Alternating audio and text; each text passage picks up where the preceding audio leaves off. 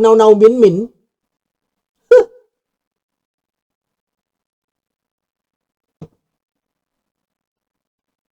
สบายดีสมผู้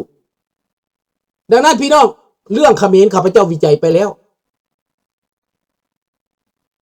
ข้าพเจ้าวิจัยให้ฟังมันจะถูกใจมันบ่ถูกใจไม่เกี่ยวกันเด้อบ่เกี่ยวกันแล้วมันจะเป็นผลดีกับลาวอะไร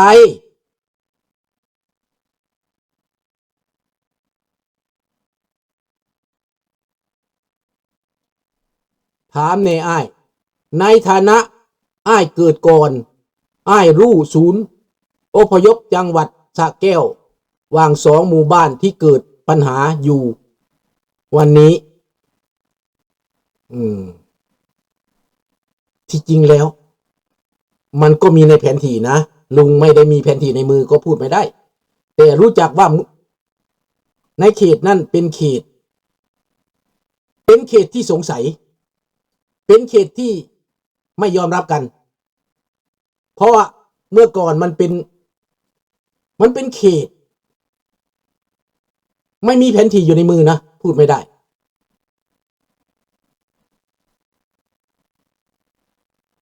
ถ้าจะไปบึงในแผนที่มันก็เห็นโลดว่าภัยอยู่ภัยใดเนาะเรื่องชายแดนลุงจะบอกไปตัดสินเพราะว่าคนไทยก็เคยว่าบ้านลมเก้าเป็นของตัวเองมาแล้วพิษกันตายกันหลายหมื่นหลายพันกับลาวน่ะนะสุดท้ายแล้วก็เงียบกันไปซื่อๆมันเป็นการยุยงซื่อแต่มันเป็นชายแดนนี้มันเป็นการเรื่องละเอียดอ่อนนะน้องธนพรเราจะไปเข้าข้างใครก็ไม่ได้เข้าข้างเขมรก็ไม่ได้เข้าข้างคนไทยก็ไม่ได้นะเราต้องไปบึงว่าเมื่อก่อนมันมีอะไรสมัยฝรั่งเศสเขาตัดสินเขาแบ่งกันยังไงนะถึงจะรู้บางครั้งมันก็อยู่ก็คือกันกับมันสวยโอกาสนั่นแหละสวยโอกาสตอนเขมรวุ่นนั่นแหละมันก็คล้ายๆแบบนั้นแหละสวยโอกาสถ้าได้ก็เอานะมันก็เป็นแบบนั้นแหละว่าไปหลายมันยิ่งหลายนะเนาะคันจะไปว่าเรื่องนี้นะเนาะเขาไม่ต้องเรื่องชายแดนไทยเรื่องอันนี้เราไม่เกี่ยวไม่ใช่เสียเวลาไทยนะไอ้เพื่อนฟังให้ดีนะเรื่องนี้เลยเรื่องสำคัญเรื่องคนไทยเข้าใจผิดเป็นเรื่องสำคัญที่สุดเรื่องประชาธิปไตยลาวนี่นะบ่เป็นเสียเวลาได้เสี่ยวถ้าคนไทยเข้าใจเรื่องทั้งหมดแล้วนะเขาจะบอกว่าเอาแต่เปรียบเขาจะรู้จักว่าคนลาวนี่เป็นคนที่มักความยุติธรรมคือกันถ้าคนไทยเข้าใจผิดมีแต่ฝ่ายเดียวโฆษณามีแต่ฝ่ายเดียวเว้าหั่นน่ะคนลาวนี่จะแย่ได้แบบนี้นะคนลาวนี่มักบ่ปากมักบ่เว้ามักมิดมักเงียบบ่เว้าความจริงเรื่องไทยกับลาวมันหนีจากกันบ่ได้เสี่ยวหนีจากกันบ่ได้คือเฮานี่เป็นเลือดน่ะมันหนีบ่ได้มันต้องเว้ามันต้องให้มันอยู่ร่วมกันให้มันหักกันให้มันเข้าใจกันมันบ่แม่นว่าเรื่องไทยบ่ต้องเว้าเรื่องเขมรบ่ต้องว่าบ่แม่นเด้ถ้าเขมรมันเป็นประชาธิปไตยมันก็ส่งผลดีให้ลาวเห็นไหม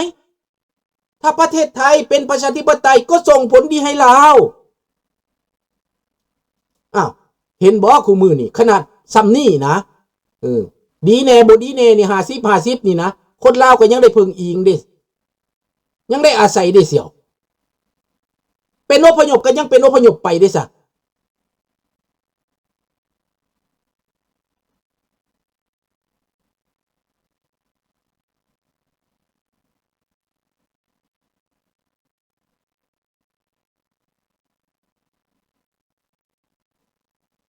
นี่แหละ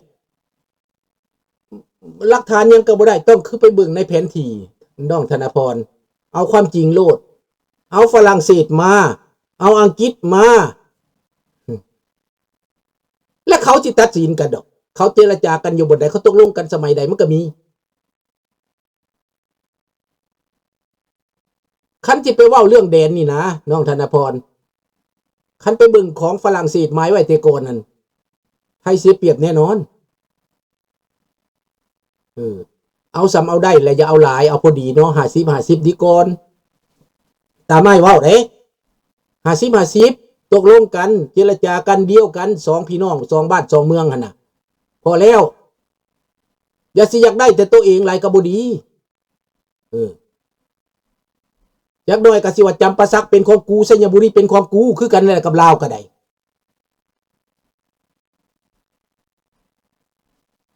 มันก็สิคล้ายๆกันนั่นแหละเถียงกันฮ้อนมื้อใดก็บ่แล้วจักเทื่อนี่ไม่ใช่เขาจะไม่เข้าข้างหรอกนะน้องธนพรเขาไม่เข้าข้างหรอกนะหลักฐานเขามีแผนที่เขามีเขาเขียนไว้เป็นร้อยๆปีพันปีเขาแต้มไว้คักแน่ไปเบิ่งโลดในแผนที่เขาแต้มไว้เขาบิดเบือนบ่ได้ดอกเขาเซ็นสัญญากันไว้เขาแต้มไว้คักแน่บ่บิดเบือนแน่นอนเขาแต้มไว้คันย่านฝรั่งเศสเข้าข้างก็เจรจาตกลงกันเอา50-50อย่าสิเอา100เด้เอา100มันบ่ได้เด้อันใดยอมให้อันใดยอมไปก็ยอมกันไป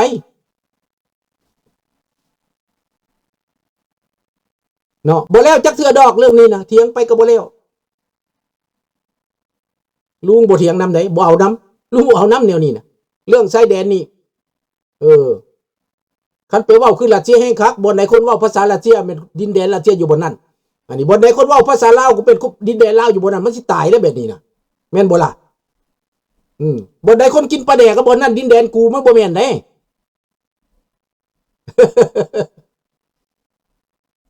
ถามว่าบ่ได้คนว่าพูดภาษาไทยเป็นดินแดนของเราโอ้เอาไปมามันเข้าข้างตัวเองเด้ดักหน่อยมาเลเซียที่ไหนเขาพูดภาษามาลายูที่นั่นเป็นดินของกูตายแบบนี้คันเอาแบบรัสเซียน่ะ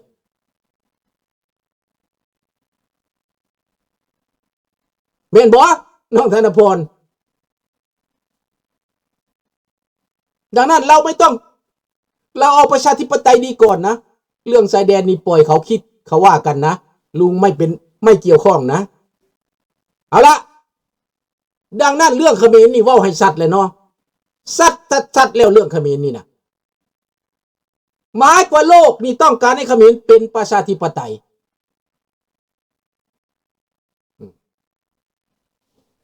เรื่องชายแดนนี่ปล่อยเขาเว้ากันเนาะ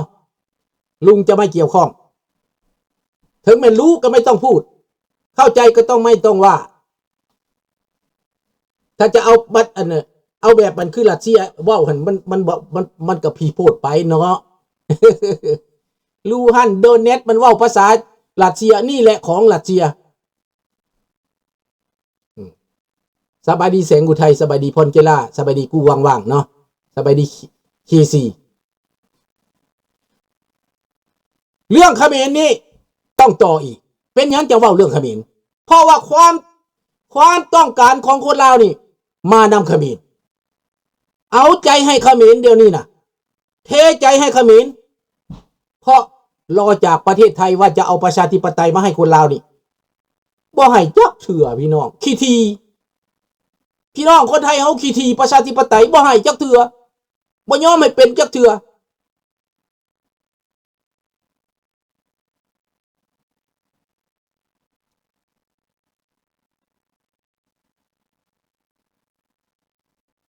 บ่ยอมเพิ่นบ่ให้จักเทื่อเฮาขอน่ะเฮารอคอยเพิ่นช่วยประชาธิปไตยบ่มีเพิ่นขี้ทีเรื่องนี้นะเฮาก็บอกว่าเพิ่นขี้ทีหรือว่าเพิ่นบ่มีบ่เฮาบ่จักว่าเพิ่นบ่มีหั่นแหละคันเพิ่นมีเพิ่นคือให้แล้วเนาะเพิ่นบ่มีเพิ่นบ่ใจกว้างเรื่องนี้เพิ่นบ่ใจกว้างมีหลายประเทศยุโรปนาโตบ่อนใดเขาก็ต้องการให้ประชาธิปไตยยูเครนเขาก็ทุ่มเงินไปเท่าใดพันล้านไปซอยยูเครนเพื่อให้ประชาธิปไตยบ่กล้าบ่เขาบ่กล้าให้บ่ก็ลุงก็ว่าเขาขี้ทีนั่นแหละ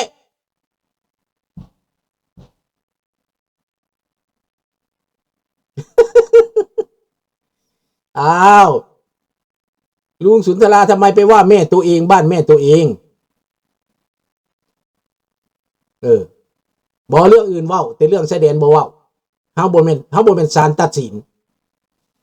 เฮาก็ฉลาดได้เสียวเฮาบ่แม่นศาลตัดสินเรื่องชายแดนเป็นเรื่องของเจ้าไปเว้ากันเอง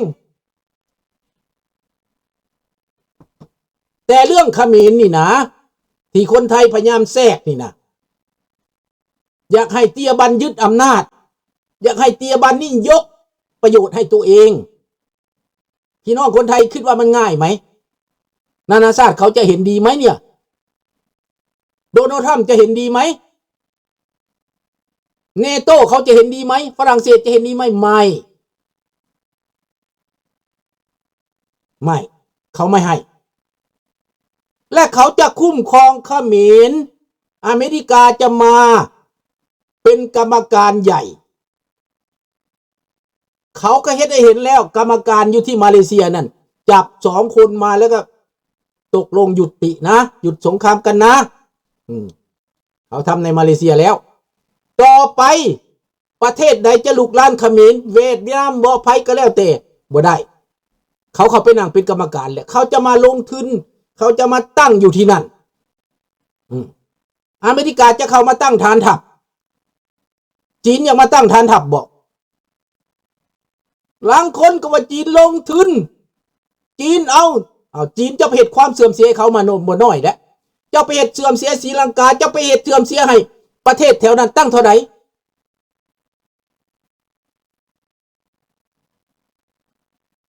เห็นบ่ล่ะ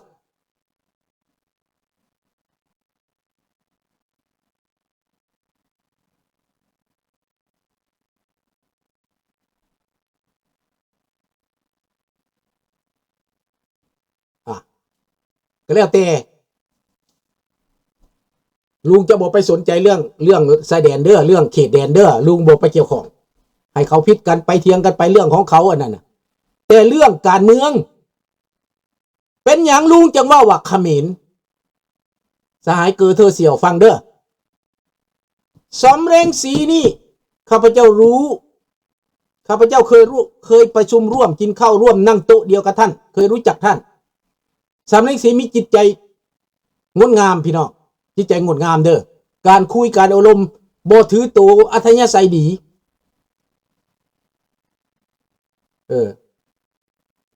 อัธยาศัยดีดังนั้นถ้าสำเร็งสีกลับมาเขาก็จะพยายาม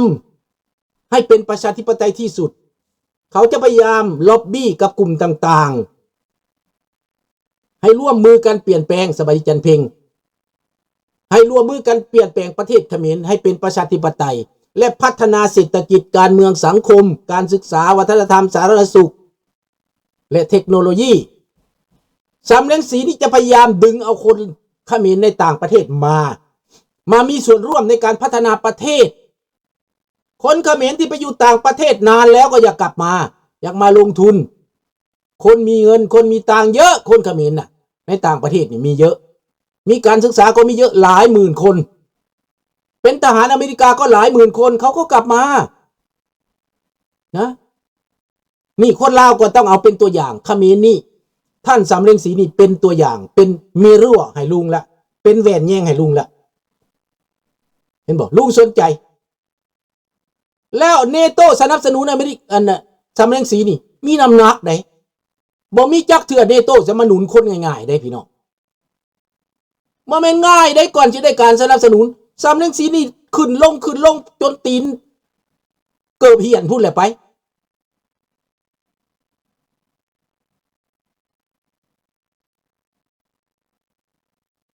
ประชาธิปไตยเนี่ยเป็นประชาธิปไตยจอมปลอมที่พวกเราแดงมันเว้านะ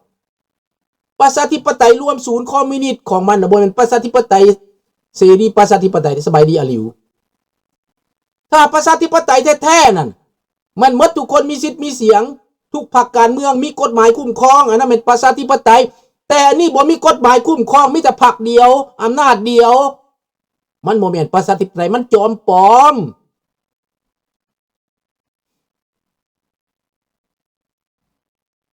เขมรเขามีใจลุงคนลาวเทียบบ่ได้บ่เป็นหยังเขมรมีใจลาวก็มีใจในอนาคตเริ่มเดี๋ยวนี้ให้มันมีใจเฮาติบ่ได้ดอกเขมรในอันลาวในประเทศมันเพราะว่ามันถึกเบื่อเมาแต่ลาวทั้งนอกเขาบ่ปากบางเทื่อเขามีใจเจ้าสิฮู้บ่ฮอดเวลาที่มหาอำนาจเขาบอกแล้วคนพวกนี้เขาก็ไปตามกลไกของมหาอำนาจ